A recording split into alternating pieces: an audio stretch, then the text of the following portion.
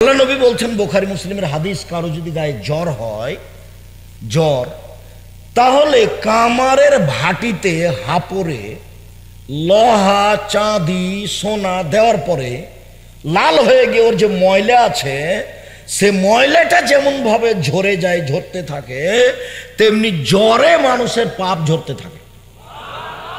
হাদিস বুখারী মুসলিমের হাদিস।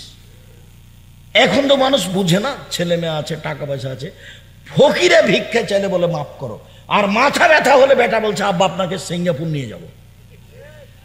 মাথা ব্যথা সিঙ্গাপুর, আচ্ছা যাক বাবা, হয়েছে, একটু ধৈর্য ধারণ করি, অসুখ বিসুখ ভালো, পাপ মোচনের মাধ্যম। অনেক হাদিস এসেছে, কারো যদি দামি জান্নাত আগে ভাগ্যে লেখা হয়েছে, আমল দিয়ে আগাতে পারে না, তখন আল্লাহ তাকে অসুখ দিবেন, অসুখ দিয়ে তার নেকি বেশি করে দিয়ে ওখানে দিবেন। হাদিস সহিহ। এখন মাথা ব্যথাতেই তো তোমার বাপকে সিঙ্গাপুর নিয়ে যাবা, তো আর তোমার কাছে যখন ফকির আসে তখন তুমি কি বলো? কতদিন বললাম আমি, 34 বছর থেকে বলছি, বাড়ি থেকে যখন তুমি বের হওয়া তখন তোমার মাকে বলিও, আম্মা আমাকে কিছু খুচরো টাকা দেন তো আম্মা, 5 টাকা 10 টাকা ফকিরকে আমি দিব। অনেক সময় আম্মা আমার কাছে 500 টাকা 1000 টাকা নোট থাকে, তো ফকির ভিক্ষা চাইলে খালি বলা লাগে মাফ কর। আর আপনাকে আমি বলি, আপনি ব্যবসায়ী মানুষ, সব সময় ড্রাইভারকে বলে রাখ, ভাই 500 টাকা 1000 টাকা 10 টাকা নোট রাখবে, 20 টাকা আমার গাড়ি থেকে সামনে থেকে কোনো ফকির যেন ফিরে না যায়। আচ্ছা 10 টাকা করে দেন যদি ফকিরকে, সারাদিনে যদি 500 টাকা দেন, 500 টাকা কতটি? 10 টাকা, অনেক নয়? শেষই করতে পারবেন না আপনি।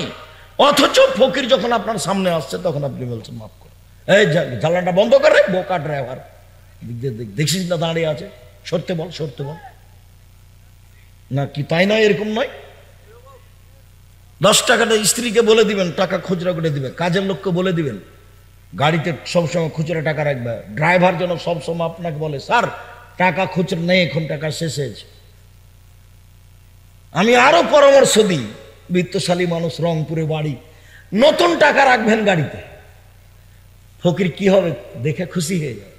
নতুন টাকা, খালি মানুষ ছিঁড়াটা দেয়, খালি ছিঁড়াটা আপনি নতুন দিবেন। একদিন চাঁপাইনবাবগঞ্জের একজন বড় মাওলানা সভাপতি হয়ে বসে আছেন, তা আল্লাহ নবী বলেছেন, ইহুবিল্লাহ আখি মা ইহুবিল্লাহ নাফসিহি, নিজের জন্য যেটা ভালোবাসে অপর জন্য সেটা ভালোবাসতে হবে। তখন এই হাদিস পড়ার পরে আমি বলছি যে মানুষকে যদি এমনি লেনদেনে যখন টাকা দিবেন, তখন আগে কোনটা দিতে হবে? ভালোটা। তা আপনি দেখেন কোনোদিন ভালোটা দেন? সবসময় মনটা কি চাই? ছিঁড়ার জায়গা শুরু হয়, শেষে কিন্তু ভালোটা দেওয়াই লাগে, শেষে ভালোটা দেয়। স্বভাব পরিবর্তন করতে হবে, স্বভাব পরিবর্তন, গরম পানি দিতে। সম্মানিত দিনী ভাই বোন, বলছিলাম সালাত। আবু হুরায়রা রাদিয়াল্লাহু তাআলা আনহু বলেন, আল্লাহ তাআলা বলেন, হাফিজু আলাস সালাতি ওয়াস সালাতিল উস্তা, পৃথিবীর মানুষ 5 ওয়াক্ত সালাত আদায় করো নীতিগতভাবে, বিশেষভাবে আসরের সালাত। আসরের সালাত টাইম হওয়ার সাথে সাথে আদায় করবা। যারা সূর্য ডুবার পূর্বে আসরের সালাত আদায় করছে, ওই এলাকায় বসবাস করলে আপনি একাই পড়ে নেবেন। যারা ফজরের সালাত সূর্য ডুবার আগে আদায়, সূর্য ওঠার আগে আদায় করছে, আপনি নির্ধারিত সময়ে আগে পড়ে নেবেন, আগে পড়েন। এই যে ধারাবাহিক কয়েকটা হাদিস পেশ করি। আবু হুরায়রা রাদিয়াল্লাহু তাআলা আনহু বলেন, রাসূল সাল্লাল্লাহু আলাইহি সাল্লাম বলেছেন,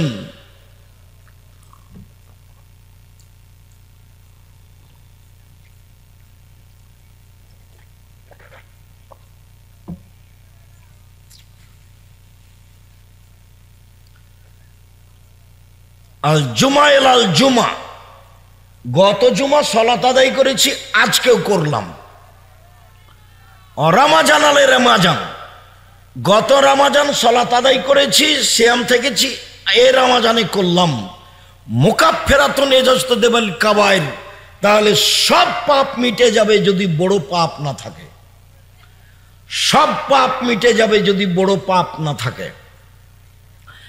আবু হুরায়রা রাদিয়াল্লাহু তাআলা আনহু বলেন, রাসূল সাল্লাল্লাহু আলাইহি সাল্লাম বলেছেন, পৃথিবীর মানুষ সাল্লু খামসাকুম, সুমু শাহরাকুম, 5 ওয়াক্ত সালাত আদায় করো, রমজান মাসে সিয়াম পালন করো, যাকাত দাও, বড়দের মেনে চলো, তাদখুলু জান্নাতা রাব্বিকুম, তাহলে তোমরা তোমাদের প্রতিপালকের জান্নাতে চলে যাবা। উবাদা ইবনে সামিত রাদিয়াল্লাহু তাআলা আনহু বলেন, আল্লাহর নবী বলেছেন, ইন্নাল্লাহা ইফতারাজা খামসা সালাওয়াতিন, নিশ্চয় আল্লাহ 5 ওয়াক্ত সালাত ফরজ করেছেন। ফামান আহসানা ওযুহুন্না, কেউ যদি সুন্দর করে ওযু করে, ও সাল্লাহুন্না লিওয়াক্তিহিন্না, নির্ধারিত সময়ে সালাত আদায় করে, কোন ক্রমে আসরের সালাত দেরি করে আদায় করবেন না, কোন ক্রমে ফজরের সালাত সূর্য ওঠার আগে আদায় করবেন না, নির্ধারিত সময়ে সালাত আদায় করলো। ওয়া আতাম্মা রুকুহুন্না ওয়া সুজুদাহুন্না ওয়া খুশুহুন্না, রুকু সিজদা সুন্দরভাবে করলো, ভয় ভীতি নিয়ে করলো। ফাকানা আলাল্লাহি আহাদুন আন ইয়াগফিরা লাহু, এবার আল্লাহর সাথে একটা চুক্তি হয়ে গেল, আল্লাহর সাথে একটা চুক্তি হয়ে গেল, আল্লাহ তাকে ক্ষমা করে দিবেন, চুক্তি হয়েছে। আবার কথা বলি, আল্লাহ তো আর মানুষের সামনে নাই যে মুখামুখি চুক্তি হবে। জি, 5 ওয়াক্ত সালাত আদায় করলাম সুন্দর করে ওযু করে, ঠিক আছে, আমি আল্লাহ লিখে দিলাম আপনাকে, আমি আপনাকে মাফ করে দেবো, জান্নাত দিব, এটা তো আর সামনাসামনি হবে না। মসজিদ কার ঘর? আল্লাহর ঘর। তো এখন তার কাছে বসার জন্য অনুমতি নিতে হবে। তা আমি কি বলবো, আল্লাহ এই যে তোমার মসজিদ আমি বসবো, অনুমতি দিবেন? এভাবে কি হবে? আল্লাহ রাসূল বলছেন না, ওইভাবে হবে না। কি করতে হবে? 2 রাকাত সালাত। যখন আমি 2 রাকাত সালাত আদায় করলাম, তখন উপর থেকে আমার জন্য কি হয়ে গেল? অনুমতি হয়ে গেল। তখন আল্লাহ রাসূল বলছেন, কেউ যদি সুন্দর করে ওযু করে, নির্ধারিত সময়ে সালাত আদায় করে, রুকু সিজদা ঠিক মতো করে, ভয় ভীতি নিয়ে আদায় করে, তাড়াহুড়া না করে, খালি ঠোক না মারে, ভালো করে যদি সালাত আদায় করে, তা আল্লাহর সাথে তার চুক্তি হয়ে গেছে। কি চুক্তি হয়েছে? জান্নাতে দিন, ঠিক আছে। আবার বলছেন আল্লাহ নবী, আইনলাম ইয়াফআল, এইভাবে যদি ওযু না করে, সালাত আদায় না করে, ফালাইসা লাহু আহাদুন, তাহলে চুক্তি হয়নি। ইনশা আযাবাহু ওয়া ইনশা গাফারা লাহু, চাইলে শাস্তি দিবেন, চাইলে ক্ষমা করে দিবেন, চাইলে শাস্তি দিবেন, চাইলে ক্ষমা করে দিবেন। 5 ওয়াক্ত সালাত যদি মানুষ সুন্দর করে ওযু করে আদায় করে, তাহলে আল্লাহর সাথে চুক্তি হয়েছে এই মর্মে যে তিনি আমাকে জান্নাতে দিবেন। যেমন আমাদের নবী মুহাম্মদ সাল্লাল্লাহু আলাইহি ওয়াসাল্লাম বলেন, ওয়াদানি রব্বি, আমার প্রতিপালক আমার সাথে চুক্তি করেছেন, আমার প্রতিপালক আমার সাথে ওয়াদা করেছেন, আমার প্রতিপালক আমার সাথে চুক্তি করেছেন, 70,000 মানুষকে তিনি হিসাব ছাড়াই জান্নাতে দিবেন। সেগুলো সব আরাম আমার উম্মতের, এটা আমার সাথে চুক্তি হয়েছে আল্লাহর। আরো আল্লাহর চুক্তি হয়েছে, সালাসা হাসায়াতিন মিন হাসায়াতি রাব্বি, আগের বাক্য, প্রত্যেক হাজারের সাথে আরো 70,000, প্রত্যেক হাজারের সাথে আরো 70,000, আরো চুক্তি হয়েছে আমার সাথে। আল্লাহ তাআলা 3 অঞ্জলি মানুষ জাহান্নাম থেকে বের করে জান্নাতে দিবেন, 3 অঞ্জলি মানুষ জাহান্নাম থেকে বের করে জান্নাতে দিবেন। ডক্টর শহীদুল্লাহ বলেছিলেন রাহিমাহুল্লাহ, জনাব মাওলানা আব্দুল্লাহ আল কাফি আল কুরাইশি, আল্লাহর হাত কি ছোট? আল্লাহর হাত জাহান্নামের চেয়ে বড়। 3 অঞ্জলিতেই সব মানুষ জাহান্নাম থেকে বের হয়ে জান্নাতে চলে আসবে। তখন মাওলানা আব্দুল্লাহ আল কাফি আল কুরাইশি বলেছিলেন, জনাব ঠিক বলেছেন, আল্লাহর হাত ছোট নয়, আল্লাহর হাত জাহান্নামের চেয়ে বড়, এই কথাই ঠিক। তবে আপনি মনে রাখবেন, ঈমান থাকবে না যার, অঞ্জলিতে আসার সুযোগ হবে না তার। মনে রাখবেন আপনি জনাব ডক্টর শহীদুল্লাহ রাহিমাহুল্লাহ, ঈমান অন্তরে থাকবে না যার, অঞ্জলিতে আসার সুযোগ হবে না তার। ঠাকুর জাতির শত্রু, ঠাকুর বাংলাদেশের লোকের শত্রু, ঠাকুর মুসলমানের শত্রু, ঠাকুর ঢাকা বিশ্ববিদ্যালয়ের শত্রু, ঠাকুর বাংলাদেশের জনগণের, ভারতের জনগণের শত্রু, ঠাকুর খ্রিস্টানদের, ইংরেজদের দালাল। যেদিন এদেশের মানুষ জেল হাজতে, সেদিন ঠাকুর লন্ডনে। ঠাকুর বলে, ওমা তোমার আকাশ, ওমা তোমার বাতাস, ও কালিমা তোমার আকাশ, ও কালিমা তোমার বাতাস। আমি বলেছি তোর বাপের আকাশ। আমার ছেলে মেয়ে গান বলে না, বলবে না, আপনি বলেন। আমি বলেছি 1971 সাল থেকে এদেশের মাটিতে কোনোদিন শিক্ষিত মানুষ শিক্ষামন্ত্রী হয়নি। যে লোক এই জাতির শত্রু, যে লোক হিন্দু, যে লোক ঢাকা বিশ্ববিদ্যালয়ের শত্রু, যে লোক এদেশের বাংলা ভাষার শত্রু, যে লোক এদেশের বাঙালিদের শত্রু, যে লোক খ্রিস্টানের দালাল, যেদিন মুসলমান জেল হাজতে সেদিন সে লন্ডনে। তার মুখের গান আমার ছেলে সকালে উঠে স্কুলে বলে, ওমা তোমার আকাশ, ওমা তোমার বাতাস। এটা আমার ছেলে বলে না, বলবে না। আপনি বলেন, আপনার বাপ বলে, আপনার 14 গোষ্ঠী বলে। কখন আপনি আপনার হিন্দুদের নীতিতে গ্রহণ করেছেন, চলছেন, মুশরিকের দিন রাত শিরক করছেন? আমি করি না। সিলেট কোর্টে আমাকে 5,000 টাকার মামলা করেছে। ওই সময় কেন? আমি ঠাকুরের নিন্দা করেছি। আমি কি বলেছি? তোর বাপের আকাশ। ঠাকুর বলছে, যতবার বলছে যে ওমা তোমার আকাশ তোমার বাতাস, ততবার ঠাকুর কাকে বলছে? ও কালিমা তোমার আকাশ, ও কালিমা তোমার বাতাস। কালিমার বাপের আকাশ। আপনার বোধগম্য নেই, আপনার হিতাহিত জ্ঞান নেই। এই যে দেখেন, যাওয়ার সময় একটা বই দেখতে পাবেন, বইয়ের নাম শিক্ষা বনাম জাহেলিয়াত। বইয়ের নাম কি? শিক্ষা বনাম জাহেলিয়াত। আপাতত 1 থেকে 10 পর্যন্ত এই বিদ্যাকে নাকচ করা হয়েছে, পরবর্তীতে আবার বের হবে। বেগম রোকেয়া আপনার প্রিয় মানুষ হতে পারে, আমার নয়। বেগম রোকেয়া লিখেছে অবরোধবাসিনী। অবাক কথা, আমরা মুসলমানের মেয়ে অবরোধবাসিনী। কে বলল?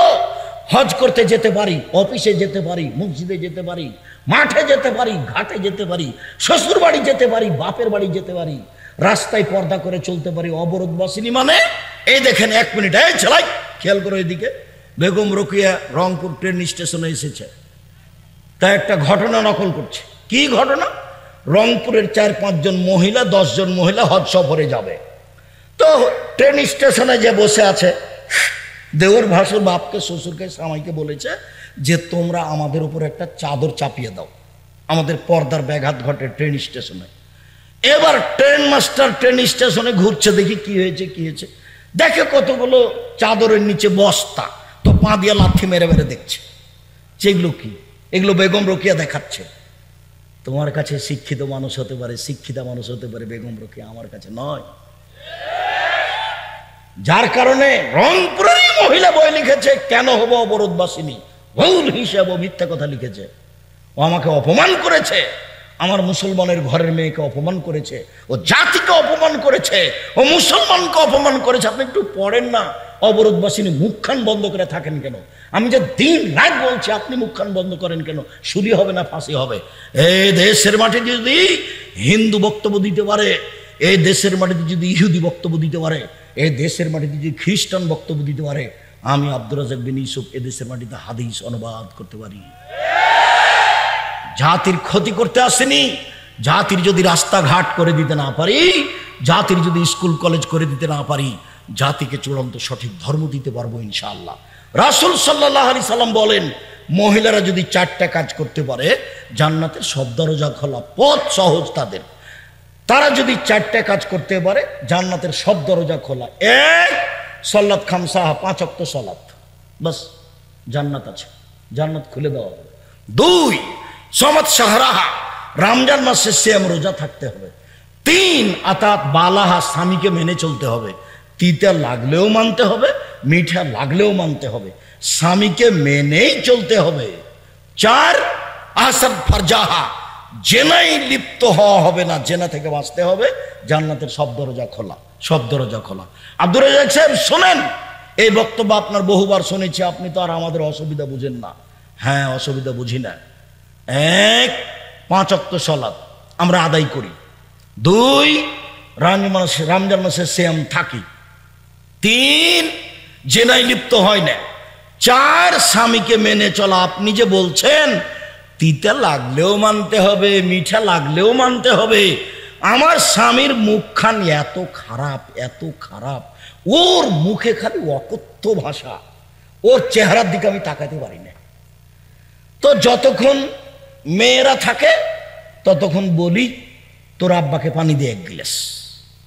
যখন বৌমা থাকে তখন বৌমাকে বলি তোমার শ্বশুরকে পানি দিয়ে আসো। যখন কেউ থাকে না তখন গিলাসটা নিয়ে সামনের মুখে যায়, মুখখান দেখতে পারি না, ঠেকস করে রেখে চলে যায়। আপনি তো আর জানেন না আমার স্বামীর মুখের ভাষা। 1 মিনিট আপনি আমার দিনী বোন, আপনার স্বামীর মুখের ভাষা আমি মেনে নিলাম, এরপরে আপনাকে ধৈর্যের পরিচয় দিতে হবে। মাস মাস, সপ্তাহ সপ্তাহ, বছর বছর আপনি কথা বন্ধ রেখেছেন, এইটা আপনার জাহান্নামের পথ খুলে আছে। আপনি আপনার কারণে দেখতে পাচ্ছেন আমি তো তখন থেকে আঁচ করছিলাম।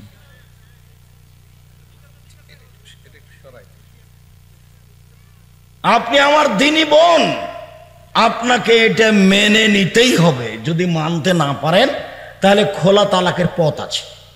কালে আপনি কাজের কাজ খেয়ে গিয়ে খোলা তালাক করে দেন, 30 দিন পরে বিবাহ বসতে পারবেন, কোনো সমস্যা নেই।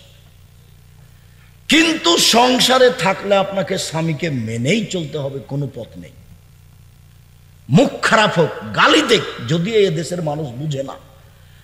আল্লাহ বলছেন আমি তোমাদের স্ত্রীকে সৃষ্টি করেছি শান্তি তৃপ্তির জন্য। যেখানে শান্তি আছে, যেখানে তৃপ্তি আছে, তো গালি দিয়ে কি শান্তি তৃপ্তি থাকে? মেরে কি আর শান্তি তৃপ্তি থাকে? তখন মুআবিব ইবনে হাকিম আল কোশাইরি উনি বলছেন, আমি একদিন আল্লাহর নবীকে বললাম, আল্লাহর নবী, স্ত্রীরা আমাদের কাছে কি পায়, আমরা স্ত্রীদের কি করতে পারি, ওদের কি হক আছে আমার উপরে? তখন আল্লাহ রাসূল বলছেন, শোনো শোনো শোনো শোনো, এক আন আত এমাহামা তাইমতা, তুমি যা খাও, যে মানের খাও, বউকে সে মানের খাওয়াবা। 2 অকসুহামাক্তা সাইতা, যে মানের কাপড় পরো সে মানের পরাবা। 3 ওয়ালা তুকাব্বে, কখনো কটু কথা বলবা না। তোমার ঠোঁটটা কালো, তোমার স্বভাবটা খারাপ, বলো তুমি এই করো, কোনো কথা বলবেন না যেটা তো কষ্ট পাবে। আপনি কটু কথা বলবেন না, এটা নিষেধ। আল্লাহ তাজরেবালা লজে, মুখের উপরে মারো না, মারাও যদি লাগে কোনো সময়, খালি কথায় কথায় তালাক, খালি কথায় কথায় তালাক। ওও বলছে তুই ছেড়ে দে, তুই ছেড়ে তো তোর বাড়িতে থাকবো না, তুই এখনই তালাক দিয়ে দে না।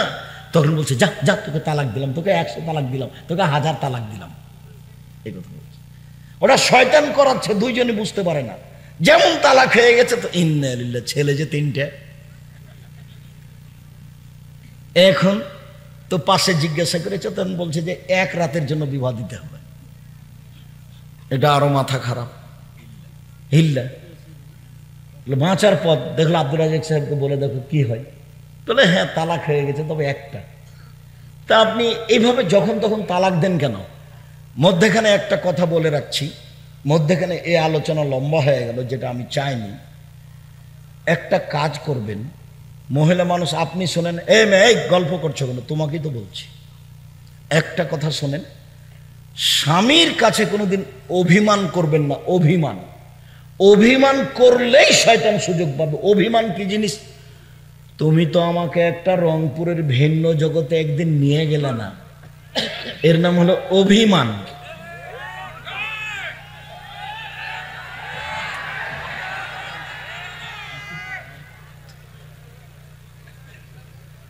অভিমান, তুমি তো আমাকে একটা ভালো শাড়ি কিনে দিলে না। এই অভিমান করলে শয়তান সুযোগ পায়।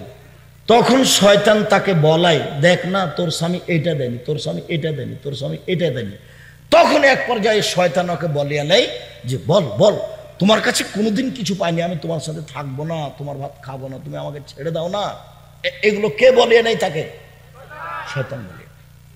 ভালো অবস্থায় দেখবেন 2 মিনিট পরে তালাক হয়ে গেছে।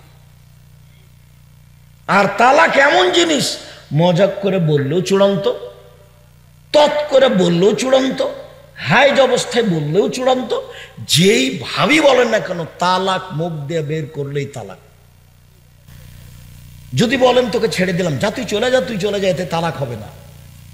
যদি গন্ডগোলে বলছে তুই আমার বাপ, তুই যদি আমার সাথে আমার গায়ে হাত দিস তাহলে, তারপরও তালাক হবে না।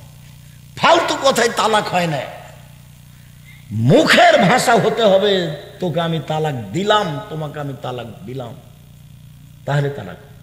1 কোটি তালাক যদি একবার দেয় তবু একটা, তোকে 1000 তালাক দিলাম রাগ করে। তালাক সহজে দিবেন না, কষ্ট করেন, ধৈর্য ধারণ করেন, ছেলে মেয়ে আছে, ধৈর্যের পরিচয় দিবেন। খালি মুখে মুখে তালাক। আর ওই যে যারা বিদেশে আছে, স্বামীও সন্দেহ করে স্ত্রীর ওপরে, স্ত্রীও সন্দেহ করে কার উপরে? স্বামীর উপরে। খালি তালাক। যত জিজ্ঞাসা আমার কানে আসে সারা দিনে, তার শতকরা 60 থেকে 70% আছে তালাকের। স্বামীকে মেনে চলতে হবে যে কোনো মূল্যে। 5, জেনায় লিপ্ত হবেন না, জান্নাতের সব দরজা খোলা। মধ্যে আলোচনা রেখে শেষে চলে আসলাম। আমার দিকে এক খেয়ালে চেয়ে থাকবেন যে যেখানে আছেন। আমি একটু সালাত বাস্তব দেখাচ্ছি। আল্লাহর নবী বললেন, সাল্লু কামা রাআইতুমুনি উসাল্লি। পৃথিবীর মানুষ, তোমরা আমাকে যেভাবে সালাত আদায় করতে দেখছো সেভাবে সালাত আদায় করো। সালাত আদায় করতেই হবে। অজু করে সালাত আদায় করতে হয়, পানি নেই। তায়াম্মুম করে সালাত আদায় করতে হবে, মাটি নেই। অজু ছাড়া, তায়াম্মুম ছাড়া সালাত আদায় করতে হবে। কেবলার দিকে মুখ করে সালাত আদায় করতে হয়, কেবলা বোঝা যায় না, এমনিতেই সালাত আদায় করতে হবে। শুনুন, দাঁড়িয়ে সালাত আদায় করতে হয়, দাঁড়িয়ে থাকা যায় না, বসে থেকে করেন। বসে থেকে সালাত আদায় করা যায় না, শুয়ে থেকে করেন। পরিষ্কার কাপড় পরে সালাত আদায় করতে হয়, পরিষ্কার কাপড় নেই। যেই কাপড়ে পেশাব পায়খানা লেগে আছে সেই কাপড়েই পড়েন। কারণবশত কোনো কাপড়ই নাই, আপনি উলঙ্গ হয়ে আছেন, তবু আপনাকে সালাত আদায় করতে হবে, করতেই হবে। অবাক ইবাদত, কোনো প্রকার ছাড় নেই। অথচ হজের ছাড় আছে। এবছর করলে না, সামনে বছর করে করলেই হলো। জাকাতের ছাড় আছে, আজ দিয়েন না, 20 দিন পরে দেন। জাকাতে 1 মাস আগে দিয়ে দেন, ছাড় আছে। সিয়াম রোজা আমি অসুস্থ পরে করব, রমজান মাস আপনি অসুস্থ পরে করেন, ছাড় আছে। অবাক ইবাদত সালাত, যে ছাড় বলে কোনো জিনিস নাই। ও তো মিথ্যা কথা বলেছে। কি, এই ছেলে তোমার বাপ মারা গেছে, কয়েকটা নামাজ ছেড়েছে, 3 ওয়াক্ত হুজুর। আচ্ছা আচ্ছা আচ্ছা আচ্ছা, 5 5 5 15, 1,500 টাকা দাও। তো 1,500 টাকা দিয়ে জানাজা করে দিয়েছে। সালাতের এরকম কাজ চলে না, সালাতের কাফারা নেই। সালাত কেউ কারো জন্য আদায় করে দিতে পারে না। উমরি কাজা হারাম। ছোটকালে কতদিন চলে গেছে নামাজ পড়েনি, তখন বলছে যে এখন পড়েনি। আচ্ছা, কত রাকাত ছুটেছে, কত রাকাত পড়বেন? ধর্ম কি পাগল হয়ে গেছে? धर्म की राजशाही चांपाईनबाबगंज हवाई लड्डू दोनों हाथ में लड्डू है, जो चाहे खा ले, जो चाहे उसको छोड़ दे। जी ना, छूटे गेছে क्षमा চাও, আল্লাহ ভুল হয়ে গেছে মাফ করো। জমি দখল করে মাফ চাইলে মাফ হবে না। বয়স এখন 80, একদিনও নামাজ পড়েননি, আজকে বলছেন আল্লাহ ভুল হয়েছে আমাকে মাফ করো, আমি নামাজ শুরু করলাম, আল্লাহ বলবেন ঠিক আছে করলাম, আস্তাগফিরুল্লাহ ওয়া আতুবু ইলাইহি। কোটি কোটি টাকা সুদ খেয়েছেন, ব্যাংকে টাকা অনেক, বলছেন আল্লাহকে যে লেনদেন যা আছে সুদের সব বন্ধ করলাম, আর কোনোদিন সুদ খাবো না, তুমি আমাকে মাফ করো, আল্লাহ বলবেন ঠিক আছে করলাম। 10 শতক জমি কারো জোর করে দখল করেছেন, কিয়ামত পর্যন্ত ক্ষমা চাইলে হবে না। জমিওয়ালাকে জমি বুঝিয়ে দিতে হবে, তারপরে জুলুম করে, লুটতরাজ করে, রাহাজানি করে, ক্ষমতা দেখিয়ে, দাম্ভিকতা দেখিয়ে দুদিন বেঁচে থাকার চেষ্টা করিয়েন না। সময় 45 মিনিট। সময় কত নেত্রীর? 45 মিনিট।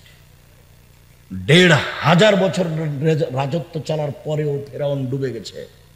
1,500 পরেও ফেরাউন কি হয়েছে? ডুবে গেছে। ক্ষমতা কোনোদিন দেখাবেন না।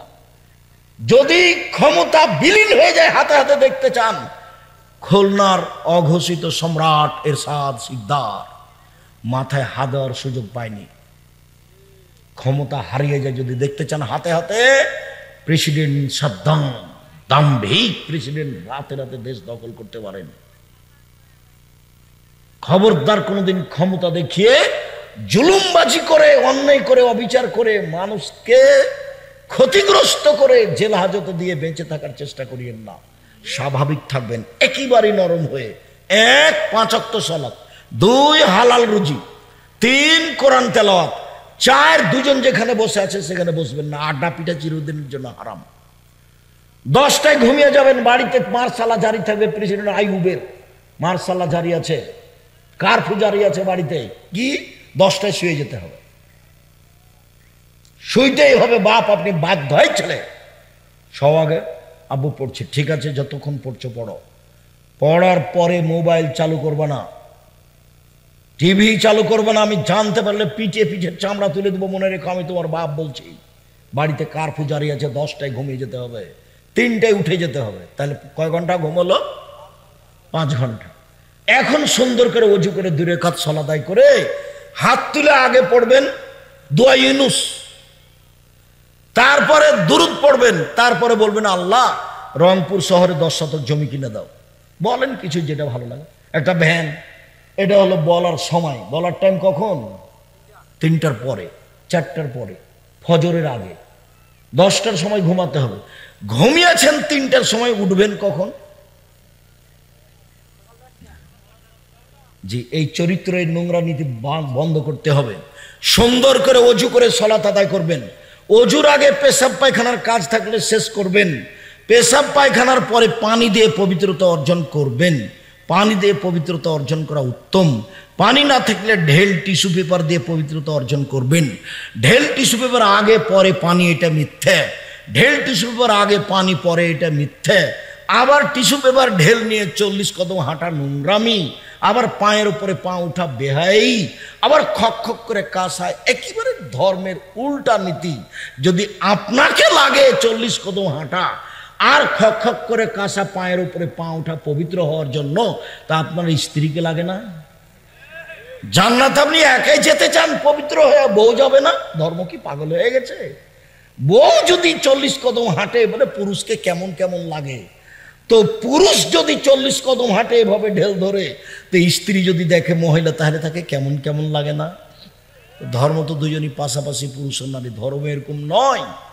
ওর 40 কদম কেন, 40 ঘন্টা পরে যদি টিস্যু পেপার ফেলে তবু পেশাব আসবে। কেন? ওটার অভ্যাস হয়ে গেছে, ওটা অভ্যাস। আপনি টিকতে পারবেন না। একবার যদি অশাসা ঢোকে শয়তানের, তাহলে আপনি আর পবিত্র হতে পারবেন না। খালি সন্দেহ হবে, ইন্নালিল্লাহ, পেশাব মনে হয় আসলো, পেশাব মনে হয় আসলো, কাপড় মনে হয় ভিজে গেল। আপনি আর পবিত্রই হতে পারবেন না। আপনি কি করবেন? পেশাব পায়খানা করে পানি খরচ করে হাতটা মেজে নিয়ে সুন্দর করে উঁচু করেন। আল্লাহ নবী বলেছেন একটু 2 হাতে পানি নেবেন, লজ্জা স্থান সামনাসামনি ছিটিয়ে দিবেন। এখন যদি শয়তান বলে তোর কাপড় ভিজা গেল রে, তো শয়তানকে আপনি বলবেন যে কাপড় ভিজে একবারে সম্পূর্ণ ভিজে দেখ, তবু উজু করবো না, যা যা যা এখান থেকে যা। তোর মুখের উপরে লাথি মারি, তুই আমাকে মজাক করছিস? ধর্মকে তুই পাগল পেয়েছিস? শয়তান আপনাকে বোকা বানিয়েছে। কাপড় আবার ভিজে যাক তবু আমি অজু করবো না, তুই আমার সাথে সর, তোর মুখে লাথি মারি, তুই তো আমাকে বিরক্ত করছিস। আপনি একবার যদি বিপদে পড়েন আর পবিত্রই হতে পারবেন না। আল্লাহু আকবার। আল্লাহু আকবার বলার পূর্বে কোনো কথা নেই, বিসমিল্লাহ চলবে না। আল্লাহু আকবার সবচেয়ে পাওয়ারফুল শব্দ। আল্লাহু আকবার। ডান হাতের কবজি বাম হাতের কবজির উপরে রাখবেন, সহিহ হাদিস। বাহুর উপরে বাহু রাখবেন, সহিহ হাদিস। বুকের উপরে রাখবেন, সহিহ হাদিস। নাভির নিচে রাখবেন, জয়ীফ হাদিস। বুকের উপরে হাত রেখে আপনি বলবেন আল্লাহুম্মা বা'id বাইনি ওয়া বাইনা খাতায়ায়া কামা বা'adta বাইনাল মাশরিক ওয়াল মাগরিব। আল্লাহুম্মা নাক্কিনি মিনাল খাতায়া কামা ইয়ানাক্কা সাওবুল আবিজু মিনাদ দানাস। আল্লাহুম্মা আগসিল খাতায়ায়া বিল মাই ওয়াস সালজি ওয়াল বারাদ। আল্লাহ, তুমি আমার থেকে আমার পাপকে অত দূরে করে দাও, পূর্ব এবং পশ্চিম যত দূরাদূরি আছে, আমার পাশে যেন পাপ না থাকে। আমার পাপকে তুমি ধুয়ে পরিষ্কার করে দাও, সাদা কাপড়কে ময়লা থেকে যেভাবে ধুয়ে পরিষ্কার করা হয়। আল্লাহ আমার পাপকে বরফ দিয়ে, তুষার দিয়ে, পানি দিয়ে ধুয়ে একবারে পরিষ্কার করে ঝকঝকে করে দাও। এটা হলো সানা। তারপরে আউযুবিল্লাহি মিনাশ শাইতানির রাজিম, বিতাড়িত শয়তান থেকে পরিত্রাণ চাচ্ছি। বিসমিল্লাহির রহমানির রহিম, আল্লাহর নামে আরম্ভ করছি। আলহামদুলিল্লাহি রাব্বিল আলামিন, বিশ্বজগতের প্রতিপালকের প্রশংসা। আর রহমানির রহিম, তিনি হচ্ছেন করমদাতা, দয়ালু। মালিক ইয়াউমিদ্দিন, তিনি হচ্ছেন বিচার দিনের মালিক। ইয়াকা না'বুদু, একমাত্র তোমার ইবাদত করি। ওয়া ইয়াকা নাস্তাইন, একমাত্র তোমার নিকটে সাহায্য চাই।